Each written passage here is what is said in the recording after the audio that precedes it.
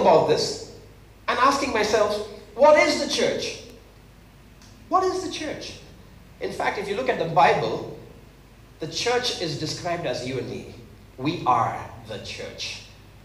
You know, today we are all into mobiles, right? When I was growing up, I was into fixed LAN connections, you know, have a telephone at home. And so if anybody calls you, you have to get to that place. That's not going to come to you. Especially if you didn't have a phone, you'd have to run to the neighbor's house and go take your telephone, you know, take your call from whatever. But today we're all into mobile. What's the advantage of mobile? We can go anywhere, do anything, and still receive what we're supposed to receive and connect with who we're supposed to connect. You see, church is actually supposed to be mobile. Right from the beginning, even before the mobile technology came into being, church is actually supposed to be mobile. That was what Jesus actually desired of church. And if you see the life of Jesus, all he did was go from place to place. He was in the mountain, he was in the boat, he was in the villages, he was in the cities, he was everywhere except in a building. Why do you think Jesus actually did that? For one, he knew that the people in the building receive enough what they want to receive. But the people out of the building didn't actually get what they were supposed to get. And he knew his focus, he knew his purpose, he knew his calling, and he knew the timeline he had was short. So he spent every single minute and hour and second on being mobile to take himself, who is the church, to the people who need the church. And so this morning, I want to talk about go. I want to talk about go, because if you look at the last chapter of Matthew or Mark, it's called the Great Commission. And it's a very popular teaching subject, especially in Bible colleges. So this morning I want to talk go. And when I say go, I mean, if we don't go, they won't get. If we don't go, they won't get. So think about the word go and think about the word get. If we sit in these buildings that we call church and fellowship and whatever, nothing wrong about church, nothing wrong about building, nothing wrong about fellowship, nothing wrong about Sunday morning meetings, nothing wrong about that. But I believe that this is something that we need to think about and not stay stuck here. And so when Jesus gave that final commission saying, go, he actually meant a lot of things. And let's look at, just focus on what is go. I was thinking about the word go, and I said, I need to ask myself, what is the G and what is the O? Now, we can translate the G and O in like 100 different ways. But something very simple and something comprehensible and something doable is what I want to talk this morning. And so let me read from Mark chapter 16 and verses 15 onwards. Mark chapter 16, verses 15 onwards. This is what Jesus said when he was leaving. He says, and then he told them, go into all the world and preach the good news to everyone. Anyone who believes and is baptized will be saved, but anyone who refuses to believe will be condemned. Now it gets interesting from verse 17. It says, these miraculous signs will accompany those who believe. They will cast out demons in my name. They will speak in new languages. They will be able to handle snakes with safety, and they can drink anything that's poisonous. It won't hurt them. They will be able to place their hands on the sick, and they will be healed. And it goes on to say in verse 19, when the Lord Jesus had finished talking with them, he was taken up into heaven and sat down in the place of honor at God's right hand. And the disciples went everywhere and preached, and the Lord worked through them, confirming what they said by many miraculous signs. Here's the million-dollar question I've asked us as a church, many friends who I've met, and thought about it myself. Listen to this. It's not rocket science. It's very simple. I think you've thought about this. If you didn't, I want you to consider this. How many disciples did Jesus have? 12. Out of the 12, one was minus. He went and killed himself. There was 11, right? Out of the 11, another one was doubting till the last. Are you still God? Did you come out from the grave? Can I touch you? All that kind of stuff. So we pretty much have 10 strong people and one weak person who was continuing to doubt and who landed up in India. You know, I don't know why God sent the doubting guy to India. You know, so 11 people. Now here's what I was thinking about. 11 people changed the world and brought Christianity to where it is. 11 people. What do you think was the population of the world when Jesus was around with those 11? Maybe half of what it is now? Let's even say it was 40% of what it is now. Let's just say 40% or even 30%. That's a lot of people. Is 7 billion the world population? 7 billion. Let's just say it was 2 billion at that time. Or just let's say 1 billion for the benefit of the doubt. 1 billion people when there were 11 guys who went and touched 1 billion people. Now here's the argument. Here's the thought. If 11 guys touched the whole world, maybe with 1 billion people, listen to me. If 11 guys touched the world, penetrated, influenced, changed, challenged the world, how many churches are there in the world today? How many churches are there? How many believers of Jesus Christ are there in the world today, apart from the 11 that were there when Jesus was there? 11 guys changed the world, and the millions of believers and the thousands of churches can't even move their city. Isn't that a shame? Isn't that something wrong somewhere? Think about it. It's not rocket science. It's common understanding and common sense, which a lot of people say it's not common anymore. 11 people changed the world. Today, if you and me are reading the Bible, if we know Jesus, if we have church, and if we are following Christ, it's because of those 11. Let's go back to who those 11 were. Bible scholars, pastors, prophets, teachers, evangelists, lecturers. Half of them were fishermen. I grew up in the coast. I grew up in Chennai, that's my hometown. It's a coast. I know who fishermen are. Fishermen are not graduates and postgraduates who take the boat and go catch fish for you. The guys who drop out of school probably never even went to school. And those are some of the guys who speak the F's and the B's. They're not decent guys. They're hardcore guys. Fishermen are all the F's and B's, right? They go out, if they don't use the F and B, they don't get fish and come back. They scream and yell at one another, right? The fishermen that Jesus took were no different than the fishermen that's today. They were all hardcore guys.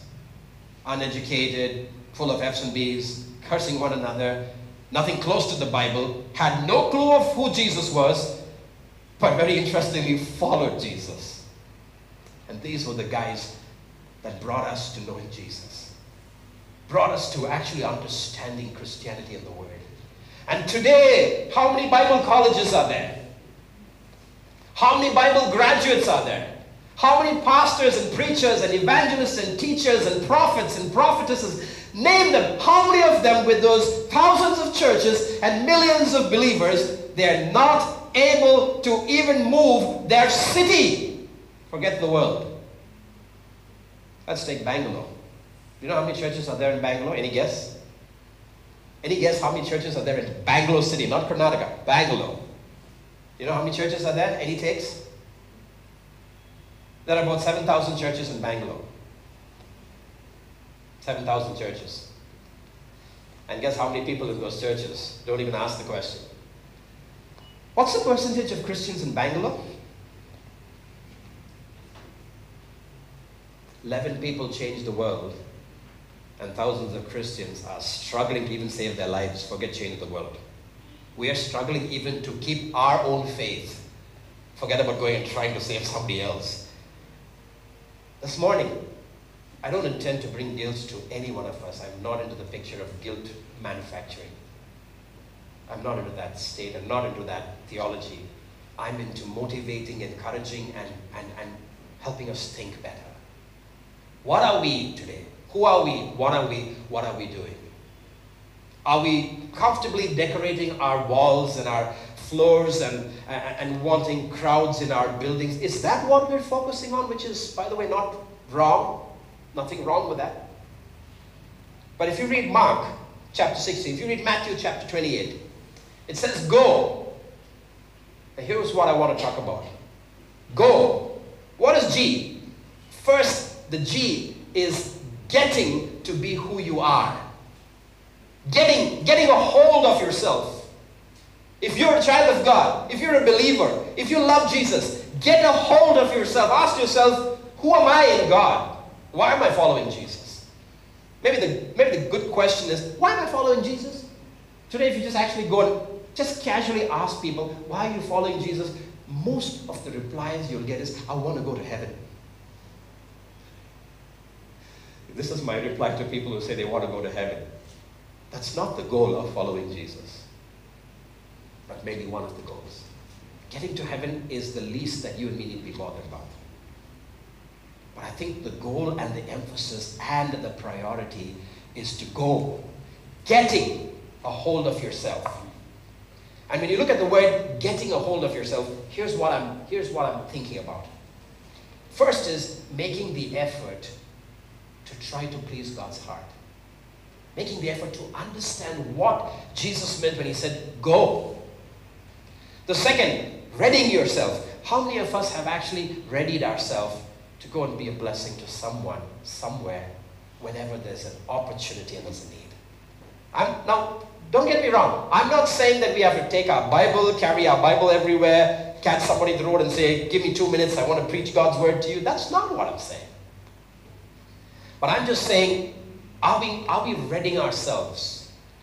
When we go write our exams and all these tests, we ready ourselves, we prepare for it. When we want to go out to a wedding, we ready ourselves, we make ourselves good, we groom ourselves. When we want to go and meet a friend, we ready ourselves. How many of us get up in the morning without having a bath, brushing your teeth, or grooming yourself, and go meet your friend? You don't do that. You ready yourself. Getting, the G, is making efforts, readying yourself. Having the desire to make God's plan and heart blessed. You see, if you think about this command, go, the reason why Jesus told his disciples and said, take this to everybody, is because he can't do what we are supposed to do.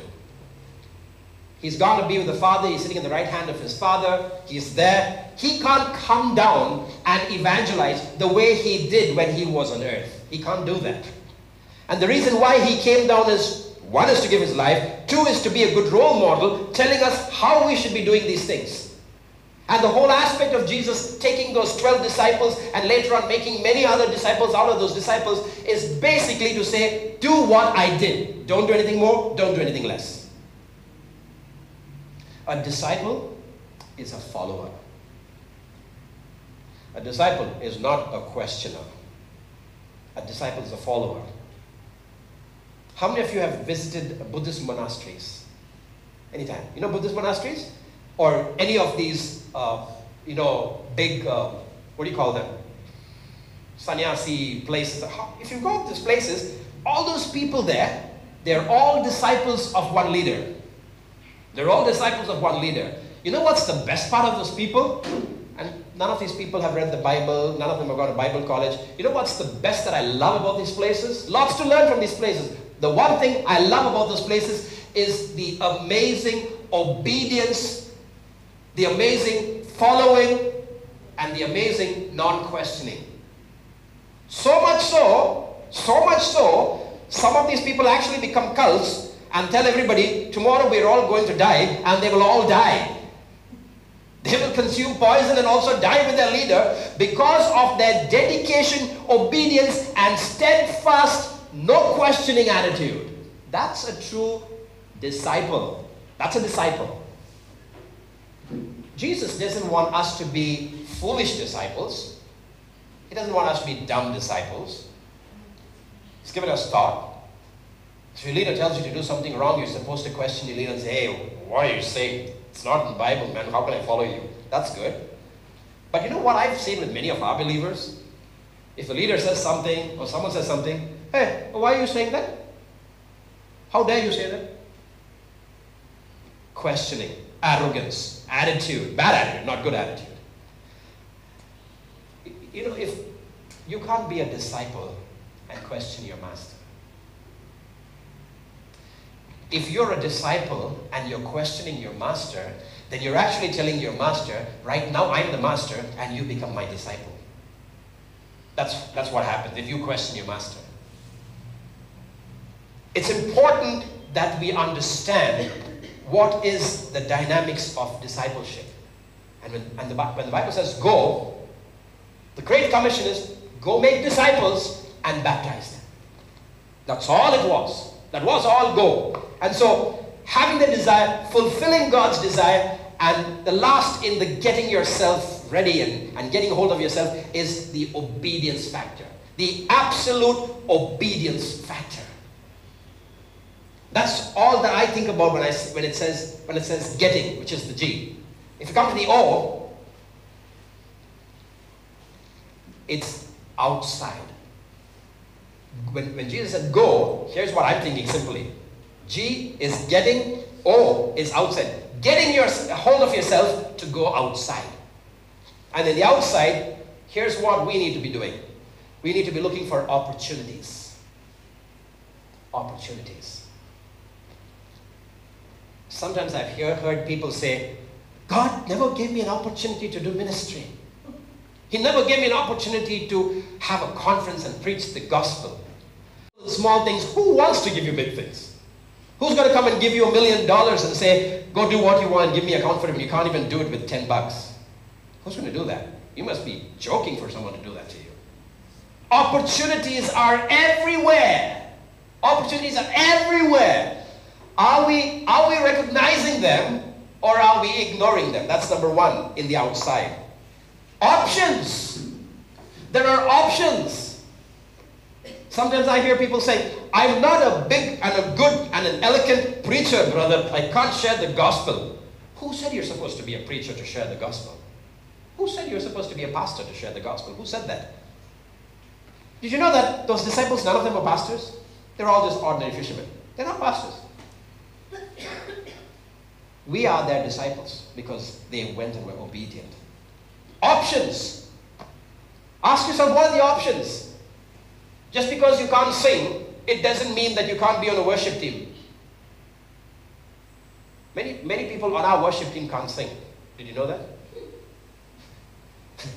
Including me. This morning, Karen was saying, please sing with us. Before worship started, I came away from the mic and I gave the mic to Kim and said, you guys sing. She said, how dare you do this? Please sing. I said, I sing all wrong. She said, no, that's okay, but please sing. We're not singers. We're not good musicians. Some of us on the worship team can't even play an instrument. But they're still on the worship team. You know why? They're considering options. They're not saying, oh, I can't sing. I can't help the worship team. Matthew, he can't sing. He can't play an instrument. But he does more than what the worship team does. And without Matthew and without Blessing and Joyce and all these guys, we can't even be doing what we're doing. Because if we stand here and play, someone has to operate the back mixer. And these guys are key in that. They don't want to be singers. They're not musicians. But they're part of the worship team. Options. They have found options. The third. There are lots of places. There are lots of places with opportunities and options. Sometimes we think that there's only one pond and there's only fish in that one pond. So already 100 people are fishing in that pond. What fish am I going to catch? There are thousands of ponds. You don't have to go to the pond where people are fishing. Go find a pond where people are not fishing. All the fish is yours. You know what we do as Christians? We're trying to find who's fishing in the pond. Right? And then we go and ask them, how long have you been here? Oh, I've been here a long time. How many fish? Lots of fish. Oh, this is a nice place for me. I'll come join you. That's a bad attitude and a horrible idea. You should be going and finding another pond somewhere else that nobody is there fishing. Find for yourself how much a fish is there. Go get the fish. A lot of places. And there are lots of people. There's an ocean available for us to go and share Jesus. You know, there are thousands of people who are desperate for God. Thousands and millions of people. And I want to end with this today. I want to end with this. I've just written a few things. But I don't know if you've heard, but if you just talk to some of your friends, especially people from the non-Christian faith, from other faith, and if you just ask them, how did you get to know Jesus? You'll be amazed to hear their stories. Yesterday I was sitting and talking with a friend of mine. We went out to do a business setup, and I was doing sound system there. And so I was hungry. We went having coffee, and I was asking him, so, what's your family background, your mom and dad? My mom and dad, they were from non-Christian families. My dad was a staunch Hindu. He never used to go out without having those, things on his head and all that. I said, how did he get to know Jesus? I'm just so curious. How did he get to know Jesus? And here's what he told me. He said, Pastor, you know what happened one day? My mom couldn't conceive. His mom couldn't conceive. They went everywhere, no chance for baby. And someone told her, there's one guy who comes very often to the bakery shop. That guy prays for people and a lot of things happen. So this mother just met that guy. Some simple pastor, some unknown guy, not Billy Graham or, all these. Simple guy, prayed. She conceived, got a baby. Guess who got curious?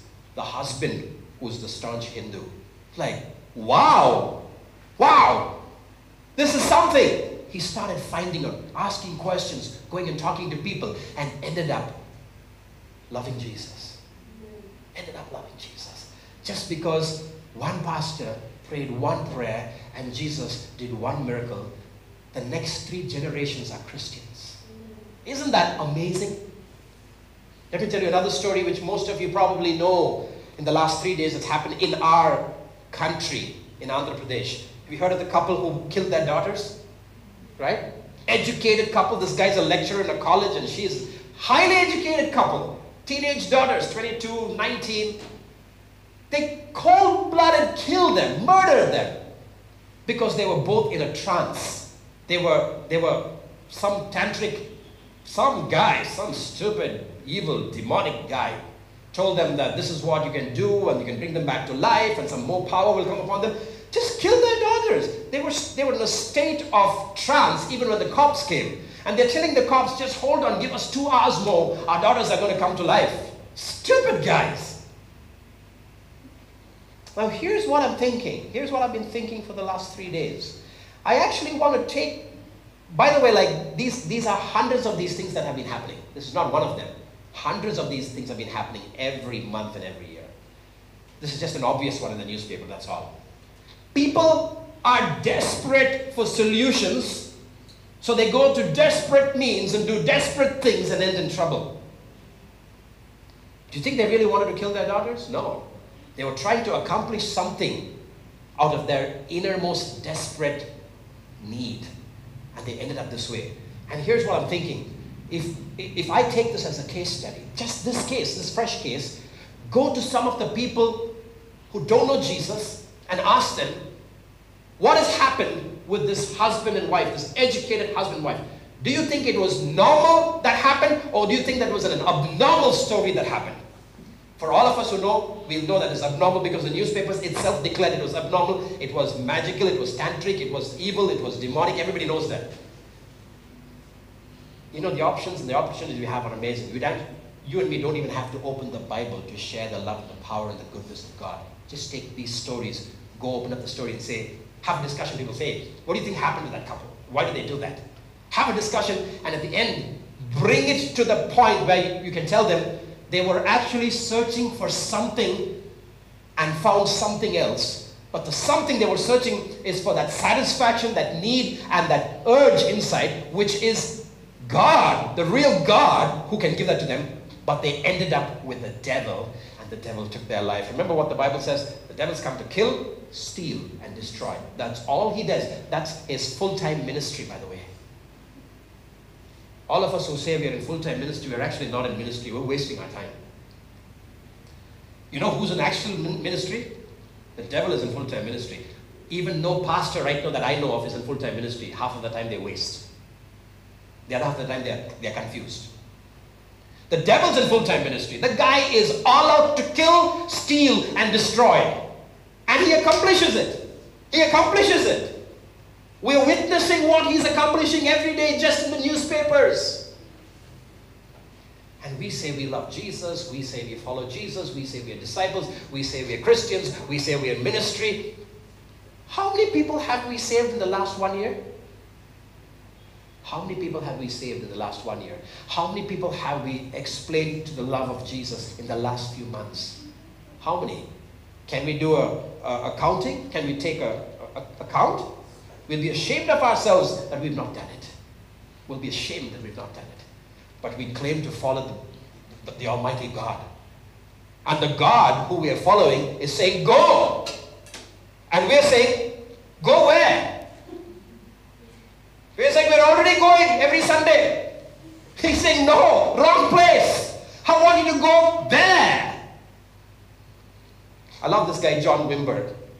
He's the guy who started the vineyard, which I was part of for 12 years. The one thing I love about that guy is his simplicity and down-to-earth attitude.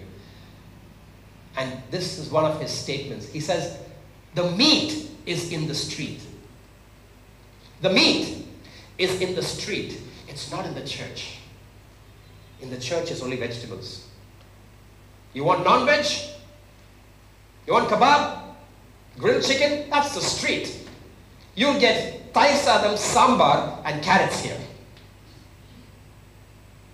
This is vegetarian. For those of you who love non-veg, get to the street. That's the real meat. That's the people who need Jesus. That's the people who want God. They're so desperate. They're actually searching for God, but they're ending up finding someone else and actually losing their lives when they find that person. We need to wake up. Ask yourself, what does God say? When God says go, what does that mean to me? Go where? Go how? Go what? Go why? Go which? Ask yourself, go what? Where, Lord? You know, when God sends you, He's not going to send you too far. Don't get scared. God won't send you to Africa and China. Some of the people, the reason why they didn't want to say yes to God is they thought God would send them to Africa as a missionary. There are too many Africas in India itself. Do you know that?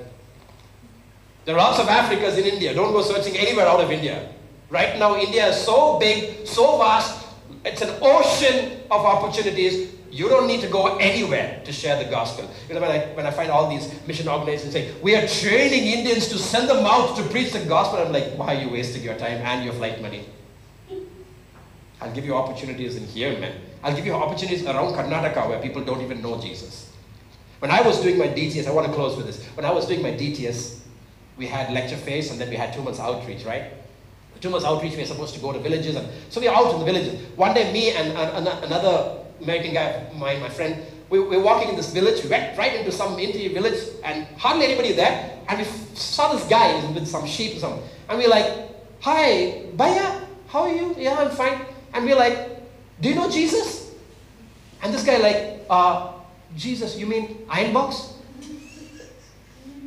That's what he asked. He says, Jesus, iron box? We're like, what the heck? Are you joking? What do you mean iron box? He thought Jesus was iron box. It was brand, some iron box brand. People don't even know who's Jesus, my friends. We are thinking that we are supposed to go to Burma and Africa and share the gospel. The Africans already know the gospel. They'll come and lay hands on you and heal you. You don't have to go to them. There are people dying in our country who think that Jesus is an iron box. And we are trying to say we're doing church, we're doing ministry. We're not doing anything. We're wasting our time. We're fooling ourselves. If each of us in the church, you know, this is my friend from Calcutta was telling me, Godfrey, I want to give you a discipleship model course. It's like a 19-week course. I said, give me a 19-month course. Don't give me a 19-week course. I'm going to start doing something to my church with discipleship. If you can give me a 19-month course, I'll take it. Not even 19 weeks. And he told me one thing. He said, Godfrey, think about this. If India needs to know Jesus, each believer, one believer from one church, focus on one person. He did the math. A very interesting math. He said, one believer, okay, one person. And then he was asking, what's the percentage of Christians in India? I said 4 or 5. And he said, no, it's about 8 or 10. Let's say even it's 5. 5% of our country are Christians. That 5%, if each of them just focus on one for 1 year. He said, don't focus on 2. Ask each of your people to target one person who doesn't know Jesus for the whole year. He says, Godfrey, in less than 7 years, the whole of India will become Christian. These guys have done the math. They've done the calculations. How many years have we been following Christ in India? And 8% are Christians after these so many years of following Christianity. Are we doing something wrong somewhere?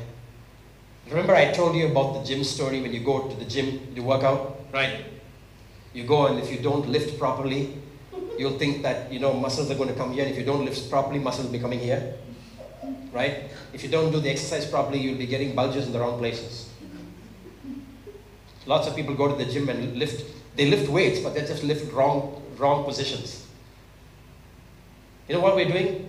We're doing church the wrong way.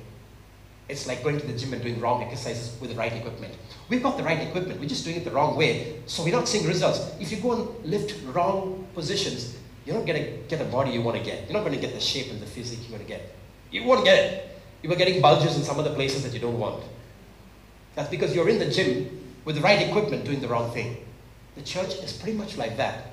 The right people in the right place just doing the wrong thing. Think about this. Go. Each one, catch one.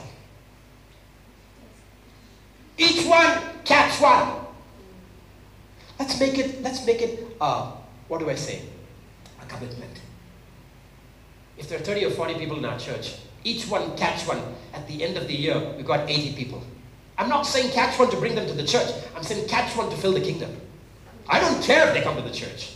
I seriously don't care. My objective is not to fill the church. My objective is to promote the kingdom and populate the kingdom. That's my objective. If each one catches one, and if all the churches in Bangalore, India do that, I'm telling you, there won't be room for any nonsense of the enemy. No nonsense of the enemy. We'll be in control. We'll be enjoying. Above all, people who are searching for the truth and God and solutions will get it. They won't end up dying the way we read in the newspapers. Because people want God. They're just not sure where to find Him. And God's telling us, go. These people are there. They're waiting for you. And we're like going to our known people, our own believers, and we are confusing them and asking them, are you more spiritual than me? We're doing this to our own people, killing one another, instead of going to the people who are actually going to die and who can be saved. Go. Get a hold of yourself. Get outside. The meat is in the street. Each one, catch one. Let's all stand.